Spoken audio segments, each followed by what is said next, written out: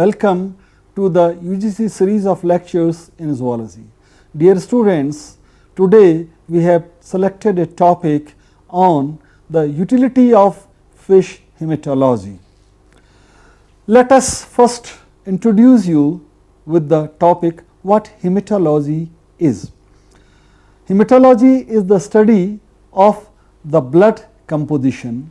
Hematology has become now popular among the fish biologists, environmental aquaculturists, as well as those who are concerned purely with the aquatic environment.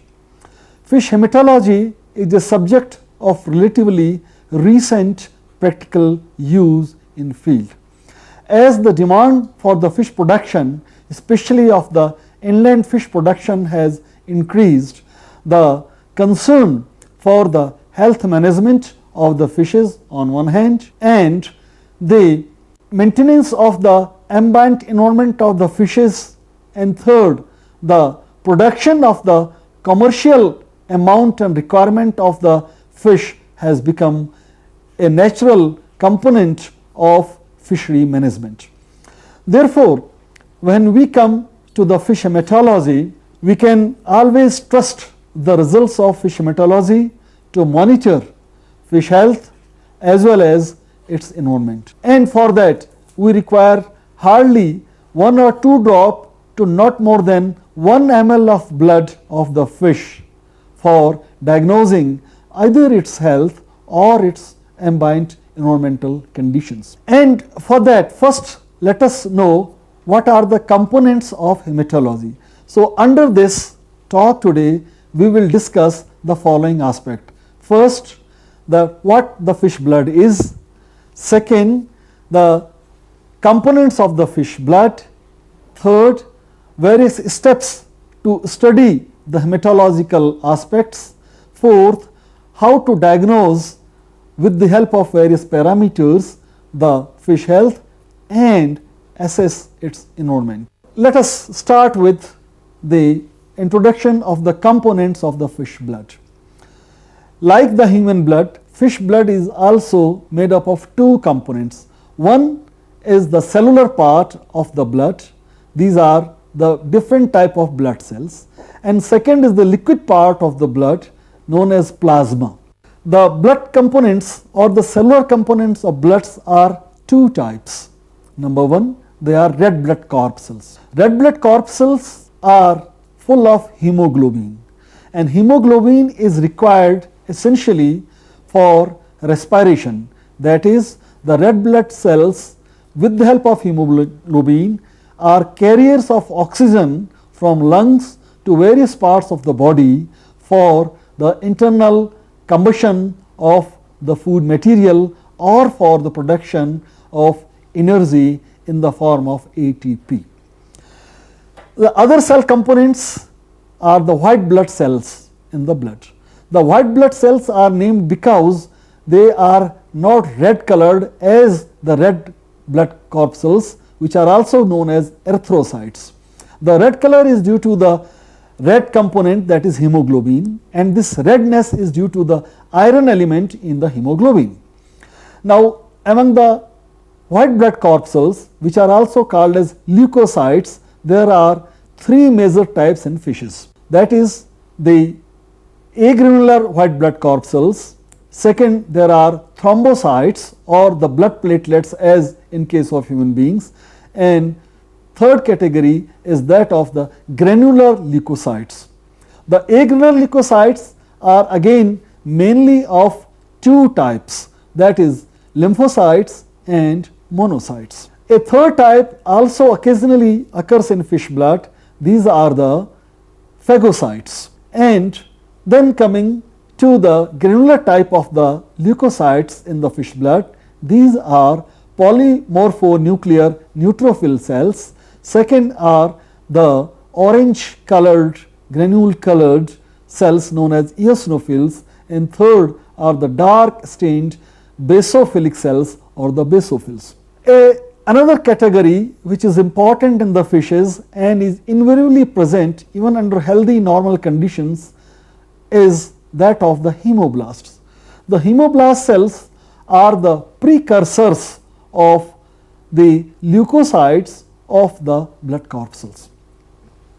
Now, red blood corpuscles, which are responsible for the transport of the oxygen, the white blood corpuscles are mainly concerned with various immunological working within the body of the fish, as in case of the human beings.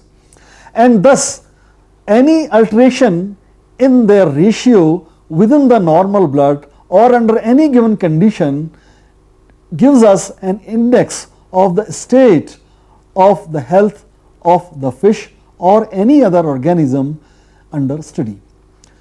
Now, what are the blood components, hematological components, which are taken into consideration is second point. For our hematological purpose, to diagnose the fish health or its environment, we have following components. First, number of RBCs called as TEC, that is total erythrocyte count. Second is total leukocyte count, that is the total number of leukocytes in the blood per unit volume. Then third is the erythrocyte sedimentation rate. Fourth is the PET cell volume, that is the amount of the red blood corpuscles in the unit area of the blood.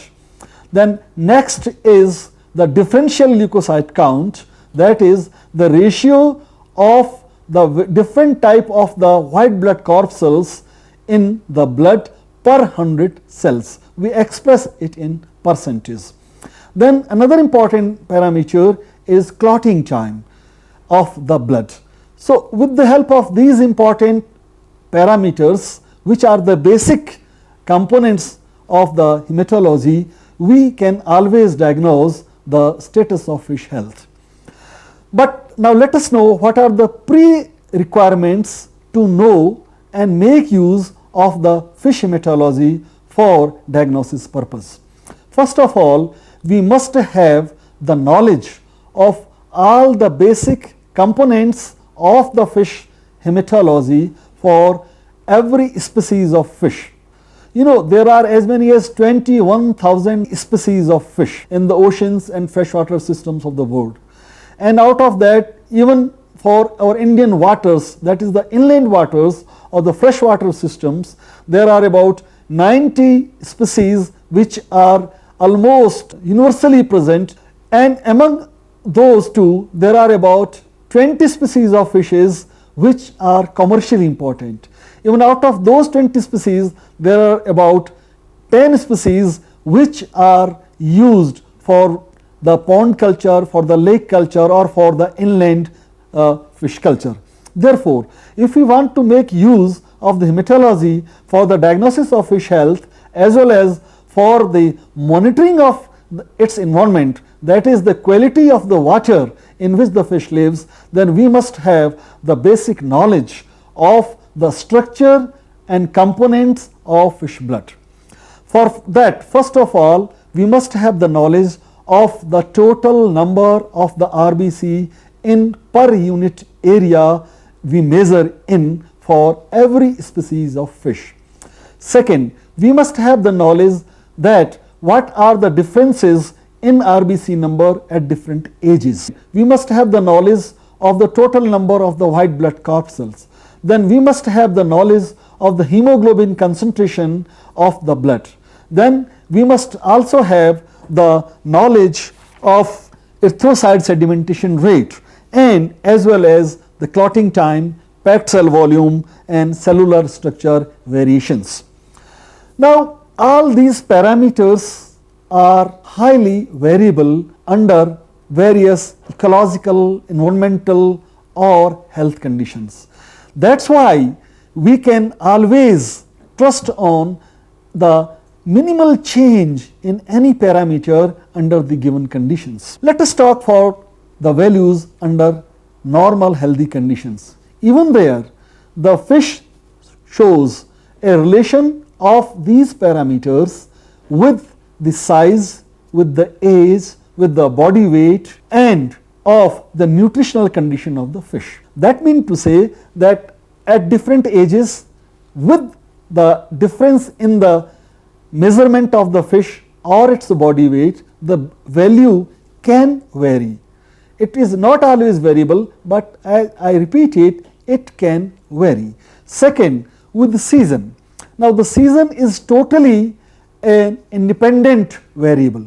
The components of the season, for example, the temperature, that is the ambient water temperature, the amount of oxygen present in the water, the alkalinity and the pH of the water, the turbidity of the water, and the seasonal changes in all these parameters, then the pollution stays of the water, then the presence of various chemical components in water like sodium, potassium, calcium, and all that matters to impact upon the blood values intrinsically on account of extrinsic factors. Now, let us see that how far these biological factors like age and sex and body weight have impact on the fish. The blood values of hemoglobin as well as that erythrocytes and leukocyte increases in fish up to a certain age.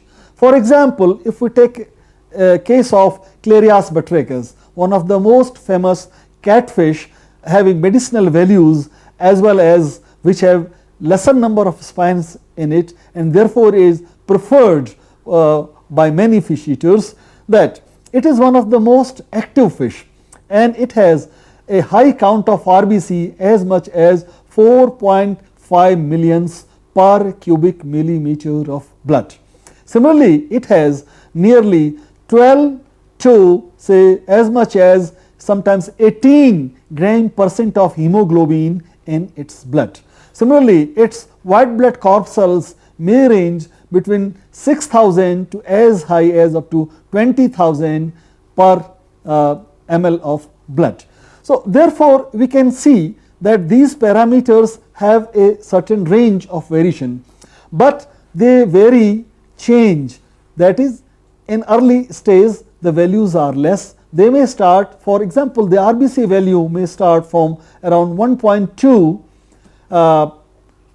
millions per cubic meter of blood to as high as 4.5 millions per cubic millimeter of the blood.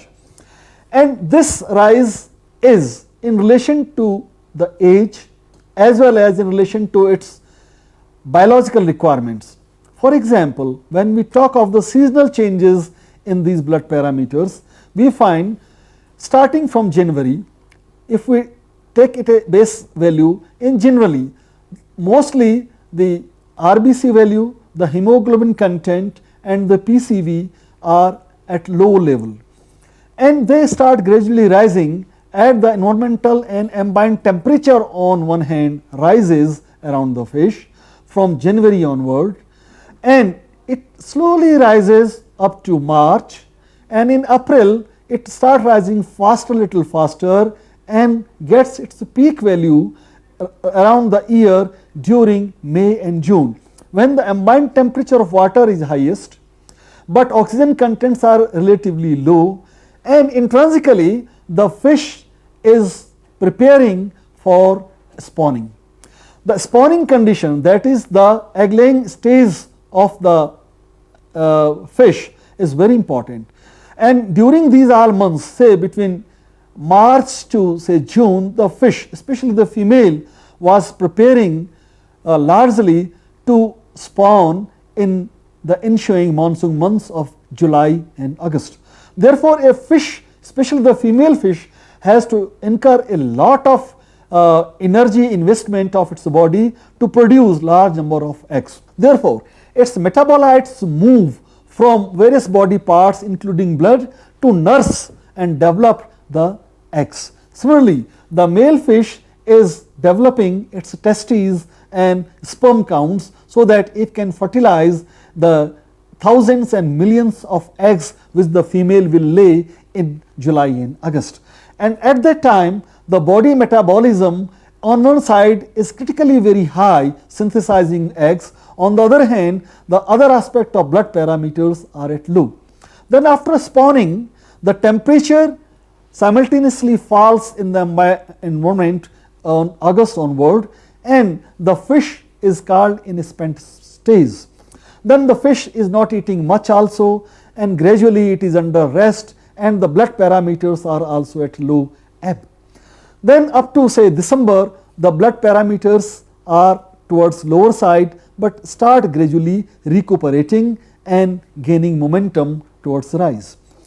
And similarly, on the other hand, the seasonal changes are impacted by the concentration of dissolved oxygen in water, because higher the amount of oxygen available to a fish, the lesser the requirement of the hemoglobin to transport it within fish from gills, that is the respiratory organ of the fish, to various tissues. Therefore, there is often an inverse relationship with the amount of oxygen in the water with the amount of hemoglobin in the blood. Then another important factor is the nature of activity of the fish. A fish like Clarias, which has additional qualification of amphibious mode of respiration, because most of the fishes respire only with the help of the gills or partly with the skin.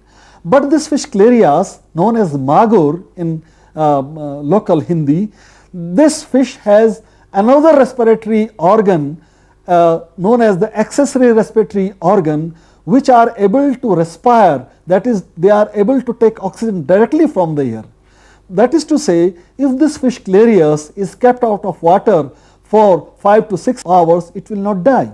Whereas another important fish like Labio rohita, known as commonly rohu, or Cyprinus carpio, or tortor, they don't have any accessory respiratory organ, and if we put them out of water, they may die within next 5 to 10 minutes, because they don't have accessory respiratory organ.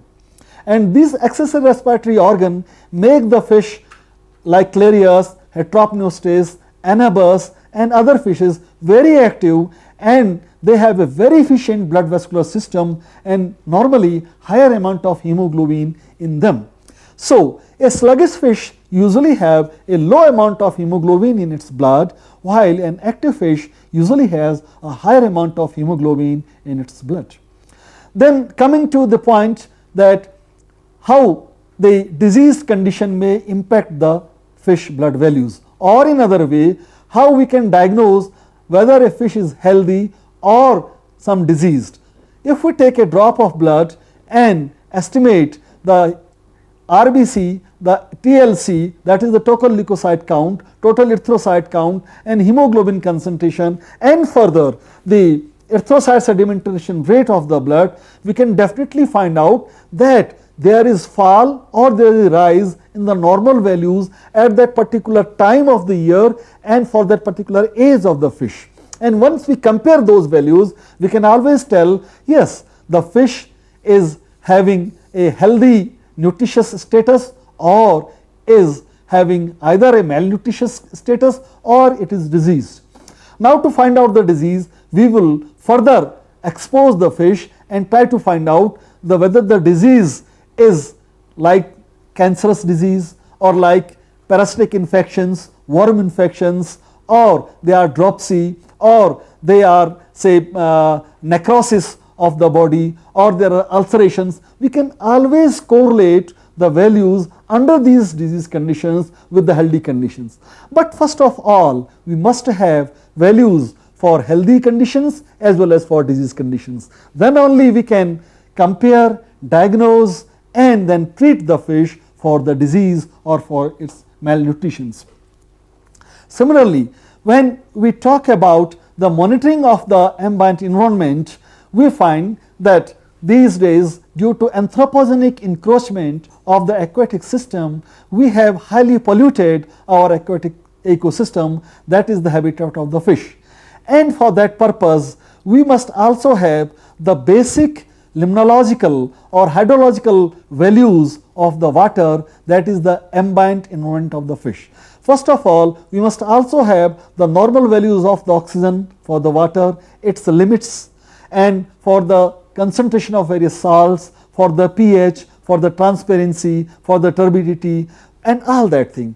And once we have all those parameters for a lake, for a pond, for a river, or for even our aquarium in our house, we can always compare any change in the blood value and try to correlate it with either with the disease, that is the health status of the fish, or with the ambient environmental or broadly speaking ecological conditions of the fish. Then we can, for example, if the concentration of the oxygen falls in the aquatic environment, the fish becomes asphyxic. That is, the low amount of oxygen is being made available to the fish due to low concentration of oxygen available in dissolved condition in water. Now there can be a conditions of anoxia in the fish, that is total or absence of oxygen in the water. The fish becomes uneasy, its rate of respiration will increase, and to meet the body oxygen requirements, the more amount of the red blood corpuscles will be released into the blood. That means there will be an increase in the RBC count, as well as there will be increase in the number of immature red blood cells in the circulation. That will be a symptom that the fish is under oxygen stress. Similarly, if there is rise or fall in the pH, the buffering system pH in the water of fish habitat, there will be an ambient adjustment with the help of our technologies to keep the pH within the tolerable range for the fish. This is again reflected by the hematological observations. The moment there is acidosis in the ambient environment, that is the water becomes little more acidic, the hemopoiesis starts slowing. That is, soon there will be the lesser number of erythrocytes being released in blood, and as well as less of the hemoglobin will be made available. But on the other hand, if there is a sudden change in the chemical nature of the blood, for example, we have observed under the practical field conditions that if the molasses from a sugar mill are released into a river, within few minutes the fish hemoglobin and RBC rises up.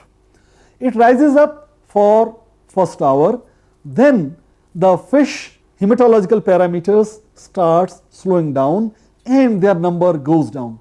There starts a lysis of the red blood corpuscles within the blood vascular system, and as a result the fish starts getting almost asphyxiated and a slow death process ensues.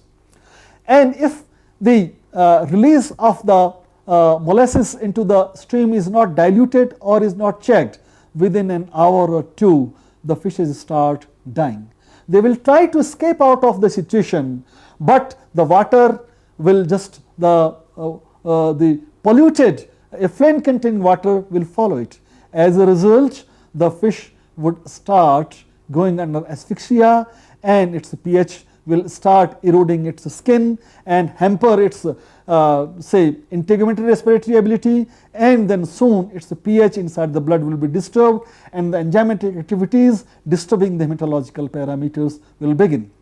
Similarly, if there is release of say sewage material from a household into a river stream, it immediately increases the biological oxygen demand of the aquatic system, thereby it depletes the concentration of dissolved oxygen in the water, and this again in the beginning it increases the amount of RBC and hemoglobin, but soon there is either poikilocytosis and there can be a polycythemia, that is either there is rise in the size of the RBC or the different sizes of the RBCs are being released into the blood vascular system of the fish. That simply tells us that something is wrong with the process of the hemopoiesis, and we can always try to correct the ambient environmental conditions.